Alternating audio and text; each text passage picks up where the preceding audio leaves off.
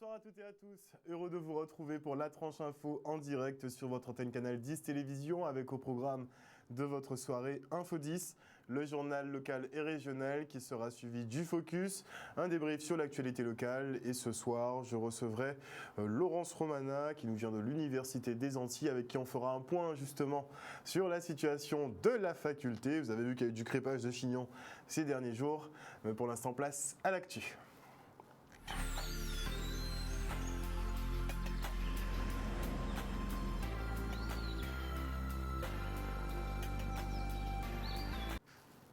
Nous sommes le mardi 16 mars 2021 et il y a un an, jour pour jour, la France connaissait son tout premier confinement, un isolement général de la population au lendemain des élections municipales, une stratégie politique qui n'avait pas plu à l'époque, rappelez-vous.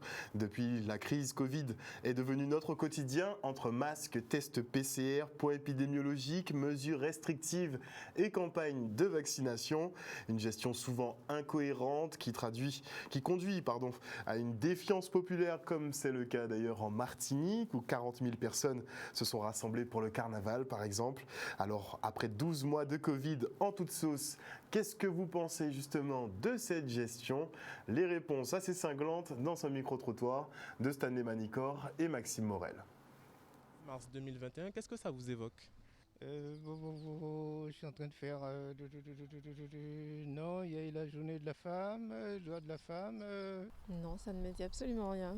Ah oui, le corona, oui. Le 16 mars 2021, ça m'évoque, ça fait un an qu'on est dans le confinement, enfin dans le Covid-19. Et franchement, c'est pénible. Oui, effectivement, l'annonce du premier confinement. Ils font ce qu'ils peuvent dans les conditions qu'ils ont, donc sans commentaire. Tout le monde est incertain, même le président.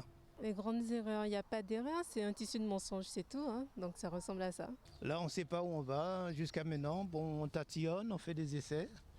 On fait des vaccins qui ne sont plus... on a l'impression d'être des cobayes. C'est mal géré en fait, c'est très très mal géré. Ils nous font comprendre qu'on se confine, on se déconfine. Il y a des couvre-feux à 22h, ça n'a pas lieu d'être. Ce n'est pas ce qui empêche le virus de circuler. Si dès le début c'était vrai, s'il ne s'agissait pas d'un virus créé, s'il ne s'agissait pas d'une fausse pandémie, ils n'auraient jamais commis autant d'erreurs, c'est tout. Pour moi, c'est normal. Il y a eu un vent de panique, je crois, à tous les niveaux. Il y a eu un vent de panique qui fait que jusqu'à maintenant, on est dans l'incertain. Le gouvernement ne sait pas gérer, peut-être c'est fait exprès aussi. Je ne sais pas quelle manigance, mais il y a quelque chose derrière tout ça. Et je ne sais pas comment on va s'en sortir, mais il faut que ça urge. Là, ça fait un an, c'est pas normal. Une sortie de crise qui est envisageable effectivement à partir du moment où la majeure partie de la population sera vaccinée. En tout cas, c'est la stratégie du gouvernement qui, par ailleurs, notez-le bien, a décidé de suspendre l'utilisation du vaccin AstraZeneca. Plusieurs cas de thrombose, donc de formation de caillots de sang, d'hémorragie cutanée ou d'AVC ont été répertoriés. Et pour l'heure, l'Agence nationale de santé et du médicament recense plus de 3000 cas présentant des effets secondaires, dont 32% d'effets secondaires graves, et l'on compte 2 décès liés à l'utilisation du vaccin AstraZeneca. Et pour que vous sachiez, nous sommes à 251 morts suite à la vaccination au Pfizer-BioNTech. Et la grande majorité des faits dénoncés étaient déjà prescrites dès le dépôt des plaintes en 2006 pour empoisonnement au chlordécone de Guadeloupe et de Martinique. Voici les propos tenus par le procureur de Paris sur ce scandale qui dérange au plus haut point l'État français. Pour Harry Durimel, nous aurions dû réagir plus tôt afin d'éviter ce type de coup fourré. On l'écoute. Trop au sérieux pour penser qu'il se moque de nous. Je pense simplement que c'est une affaire qui implique des hautes personnalités de l'État et des personnes aussi privées qui sont nantis. Et pour ces personnes-là, nous, avocats, nous sommes habitués à voir que la justice n'est pas tout à fait aussi rapide pour les uns que pour les autres. Donc, oui, le procureur de la République a découvert, après 15 ans, qu'il y avait un risque de prescription. Mais je constate que c'est concomitant à l'éveil des Guadeloupéens et Martiniquais. Donc peut-être que si nous avions été plus actifs il y a 15-20 ans, si on avait cru en ce que Harry Duhamel disait, eh bien peut-être qu'on n'en serait pas là aujourd'hui. En tout cas, nous, en tant qu'avocats, nous avons tenu à réagir parce que ce n'est pas à ce qu'a dit le procureur. Nous avons adressé une requête au juge d'instruction le 4 mars et au terme de cette requête, nous démontrons qu'il ne peut plus y avoir de prescription. Parce que le chlordécone, l'empoisonnement au chlordécone est intemporel car c'est une infraction continue, c'est un empoisonnement qui ne s'arrête pas en 1994 contrairement à ce qu'on a dit et qui va nous concerner pour 700 ans. Donc chaque matin en buvant de l'eau, en consommant des produits locaux, on s'expose à un empoisonnement qu'on ne peut attaquer en justice qu'après que cet empoisonnement soit révélé. Car les infractions qui ne sont pas encore connues par définition, ne peuvent pas être dénoncés. Or, les Guadeloupéens et Martiniquais, on leur dit qu'on ne sait pas encore si le chlordécone les a empoisonnés, si c'est ça la cause de l'épidémie de cancer de la prostate que nous connaissons. Comment peut-on déjà être hors délai pour agir alors qu'on ne sait pas encore si on est empoisonné? En outre, si ce n'était pas le chlordécone arrivé à Dunkerque en 2002, il n'aurait jamais eu d'affaire chlordécone. C'est parce que nous avons été alertés par la réaction du procureur de la République qui a demandé d'incinérer sur le port de Dunkerque les 2 tonnes de patates douces en provenance de la Martinique et contenant du chlordécone, que nous, Antillais, avons appris par des amis de l'Hexagone que nous étions empoisonnés depuis tantôt.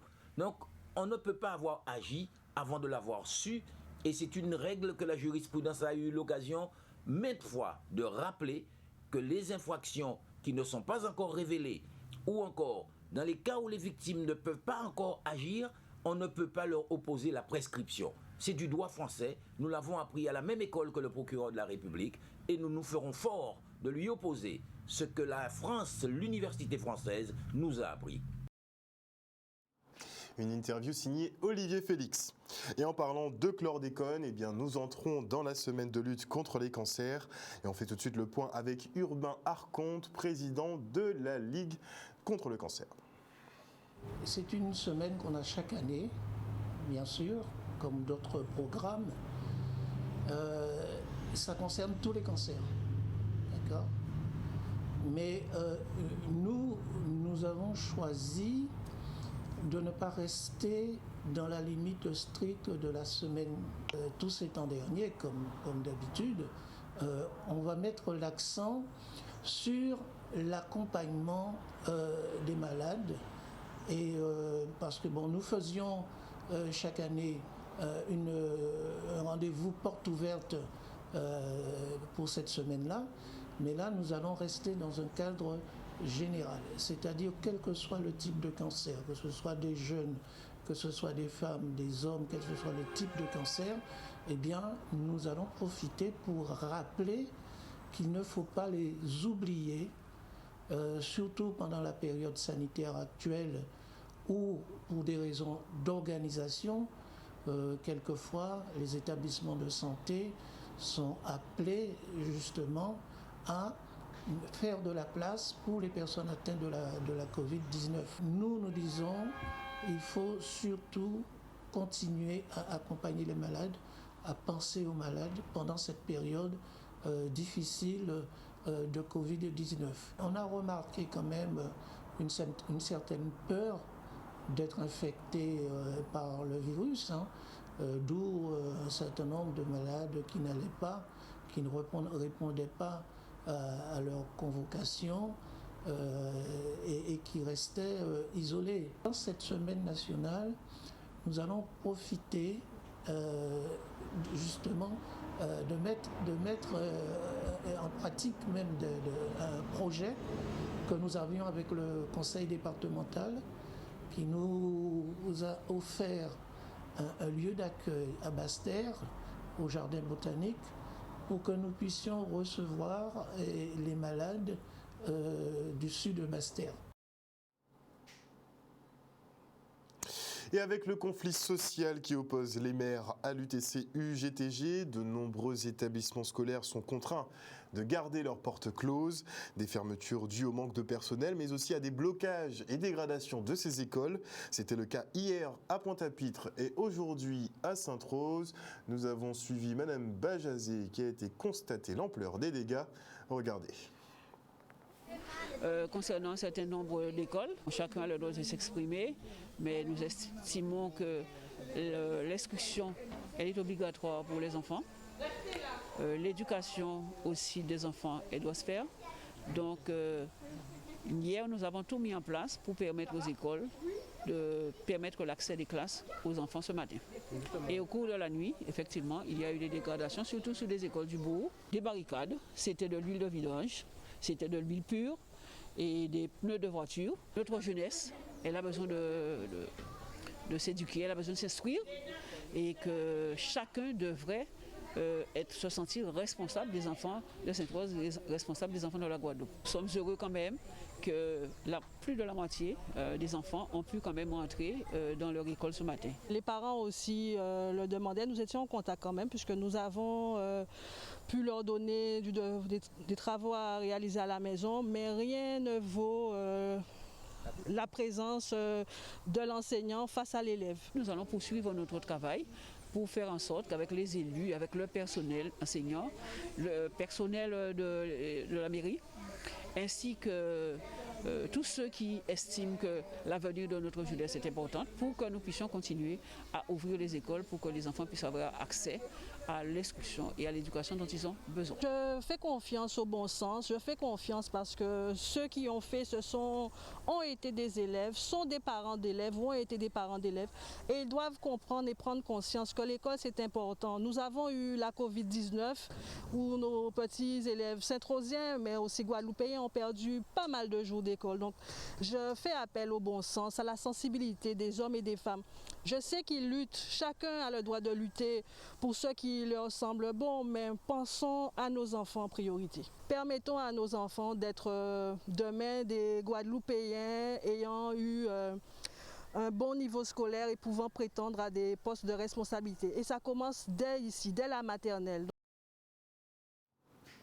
Et après plus d'un mois de fermeture sur son territoire, la ville de Petit-Bourg s'est engagée à la réouverture de toutes les écoles. Des opérations de désinfection sont en cours pour que les enfants réintègrent leur classe le plus vite que possible. Ça, c'est sous réserve d'organisation, de mobilisation des syndicats et des parents d'élèves. Le reportage. Nous allons ouvrir l'ensemble des écoles. Au prime abord, nous avions pensé il aurait été préférable de faire de manière graduelle. On pourrait se dire, bon, d'aubain du ouvert, mais nous avons rencontré les parents d'élèves, le collectif, et eux, ils se disaient, bon, celui-là va dire qu'on n'a pas ouvert pour telle école. Pour ne pas créer un deuxième conflit dans un premier conflit, on s'est dit, bon, nous avons ouvert l'ensemble des écoles. Donc, il faudrait qu'on se mette d'accord sur le mot ouverture. Nous avons fait en sorte que l'école soit accessible. Après, une entreprise fait la désinfection, puis le nettoyage. Et lorsque tout ça sera au point, à ce moment-là, les enfants pourraient rentrer dans les salles sans souci sanitaire, en toute quiétude, et les parents pourront envoyer leurs enfants et les enfants aussi pourront apprendre sans souci. Aujourd'hui, ce sera ici. Et lorsque la totalité des écoles seront au même niveau sanitaire, à ce moment-là, nous allons ouvrir l'ensemble de nos écoles et puis on saura qui a fermé, qui n'a pas fermé. Jusqu'à maintenant, je crois que vous avez entendu dire que personne ne sait qui a fermé. J'ai entendu M. Pavel dire que s'il n'a pas fermé, personne n'a fermé. Et une chose est sûre, nous n'avons pas fermé l'école. Nous avons seulement cette volonté que les écoles soient ouvertes. Si j'étais professeur, c'est parce que j'ai bénéficié d'un enseignement. Et cet enseignement-là qui m'a permis d'être ce que je suis, j'aurais voulu que tout petit bourgeois puisse l'avoir pour pouvoir accéder aussi à des fonctions dans ce pays, dans cette commune aussi. Effectivement, tout le monde a droit à l'instruction pour avoir un travail et qui sait peut-être dans le domaine de la médiation et du dialogue social, puisqu'on note que les négociations sont au point mort entre l'UTC et les maires de Guadeloupe. Pour Jocelyn Sapoti, les municipalités ne sont pas dans l'obligation de suivre les recommandations de la commission administrative paritaire, donc de la CAP, concernant les avancements de carrière. Autant dire que nous ne sommes pas sortis de la grève. Regardez. Nous demandons d'appliquer les avis à l'ensemble des travailleurs mis à jour à carrière avant que nous basculions sur réforme à 2021. Ils sont d'accord, mais c'est sur les mots. Ils sont d'accord et c'est sur les mots qu'ils ont joué. Pourquoi ils ont joué comme ça? Il faut nous reconnaître qu'effectivement, il y a une raison à des revendications. Mais si vous voulez appliquer, vous appliquer. Ça passe à la loi qui a dit. Et on a rappelé, la loi a bien précisé que là où nous avons via CAP, si vous voulez contester pour l'application, après que le centre de gestion voyez en collectivité, si vous voulez contester, vous avez un mois pour contester. Et quoi saisir la CAP pour dire, suite à l'avis là, vous prenez mesure financière, où j'en voulais ou pas. Et donc, ce n'est pas le cas. Nous, si des avis 2015, 16, 17, 18 et 19, c'est vrai que c'est ça, elle n'est pas fine. Bon, ça peut dire nous, c'est soit ça ou pas ça, mais bon, ça peut nous penser que, il doit être désorienté hier, puisque bon, on a une négociation à dimension là, ça. Et on va dire un syndicat, c'est soit ça ou pas ça. C'est soit ou pas comprendre, ou bon, pas ça, là, oui, ou pas comprendre quand on va mener, ou penser que c'est une activité qui était beaucoup plus facile, et ou déborder par les explications que nous avons menées, ou déborder parce que nous avons fait comprendre que les revendications sont justes et légitimes, et on ne peut pas arriver à bout. Nous ne pouvons pas penser ça, parce qu'on ne peut pas dire que c'est soit ça ou rien. À l'UTC, le GTG, on dit ça. Non, nous mettons bien au moment. Nous ne penser, nous croire, puisqu'il faut nous croire. De toute façon, nous poser en plateforme de revendication, fait respecter, fait signer par les autorités. Nous c'est des représentants personnels, mais pas nous qui c'est des mains. Et donc, il faut signer un jour. Il ne pas signer hier, il peut signer aujourd'hui, mais il signer un jour pour ça, en clair aussi ça. Hein? En clair, on prend là 100 jours qui est signé, et tout le monde qui voit signer par rapport à les mêmes gens qui jouent de la qui pas signer. Parce que ça qui fait aussi, les maires toujours dit nous, et ils toujours dit nous. Il y a une autorité propre à eux, d'accord? Et je là, nous ne pouvons pas comprendre. Il y a un qui a dit que ça petit. Pour ne pas parler en salle là, il faut Guadeloupéens savent ça. Guadeloupéens qui votent, mais il n'y a pas l'année. Pour ne pas parler en salle là, c'est ça petit seulement qui parle au nom. Ça petit pas mais Guadeloupe. Ça petit c'est Mélamantin. Et encore, peut-être pour 2-3 jours. Ça petit permettre de dire à une télé, on a via la CAP, après on l'en est caduque. Pour ne pas réagir. Non, nous arrêtons un moment. On nous arrête, c'est soit pour nous ne veut pas dire rien parce que chaque monde a une place politique, mais si on va comprendre c'est avec l'UTC qui a servi pour une position politique, il est mal barré. Et de toute façon, nous t'avons dit, c'est un avertissement, et nous démontrons aussi dès bon matin là, le centre de gestion fermé et qui continue fermé, et nous d'autres côtés encore que nous fermé, parce qu'il y a d'autres gens qui sont responsables de la situation là. Ça. Et c'est pour ça que nous avons dit, nous pouvons jamais chouler ce dossier là. Ça. Nous sommes là pour nous comprendre le temps qu'il faut. Nous ne sommes pas pressés, mais nous pouvons jamais chouler parce que nous savons les raisons et nous savons que les revendications nous sont justes et légitimes. Et on reste sur le front social avec cette mobilisation à la poste de Bergevin où les facteurs dénoncent une pression grandissante de la part de leur hiérarchie. Depuis la crise Covid, les conditions de travail se détériorent, semble-t-il, et c'est sans compter une application de géolocalisation trop approximative. On les écoute. Ah oui, là nous peut dire que c'est une problématique générale qui si tout département là au niveau courrier, parce que faut savoir que depuis mars 2020, ils ont présenté par rapport à Covid là, ils mettent en place des organisations au nombre de 4. Et là nous avons mardi 16 qui a fait 1 an. C'est des organisations qui dégradaient carrément le service public, qui dégradaient les conditions de travail, mais aussi les conditions de vie au travail. Et là, il a présenté nous une organisation encore qui est plus dangereuse pour le courrier en lui-même, pour vie et santé à travailler, et aussi le service public. C'est une organisation qui nous a dit qui est basée uniquement sur la géolocalisation. Et là, nous ne pouvons pas faire. Facteur à partir de là, il va courrier à d'autres facteurs, mais il ne pas savoir là pour distribuer parce que il faut utiliser un outil de travail, c'est-à-dire un outil qui est immobilier, qui n'est pas fiable, qui n'est pas bon du tout, qui n'est pas un facteur là peut dire qu'il peut utiliser pour distribuer courrier. Alors là, nous peut dire, et ça c'est à la demande de tous les agents là, et c'est revendication de tous les agents là, qu'ils travaillent dans de bonnes conditions, qu'ils aient une vie au travail convenable. C'est-à-dire là, tous ces facteurs-là, ni pression tous ces facteurs-là, incapables de travailler convenablement, c'est-à-dire fait travail de facteurs à eux.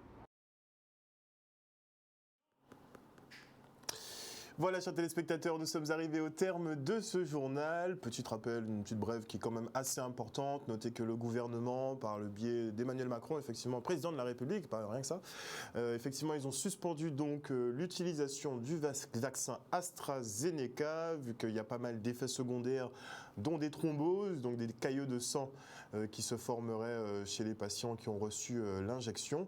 On compte déjà 2 décès aussi à cause de ce vaccin AstraZeneca et les effets indésirables graves quand même qui sont à 32%.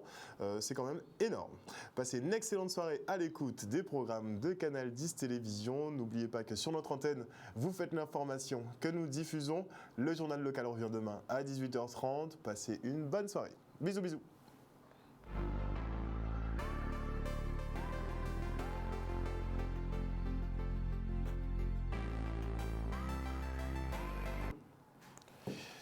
À venir dans la tranche info sur Canal 10, le focus, un débrief sur l'actualité locale et on fera un petit tour du côté de l'Université des Antilles. Vous savez, il y a un petit rififi qui est en cours là-bas. On va essayer de tenter de savoir ce qui se passe en fait.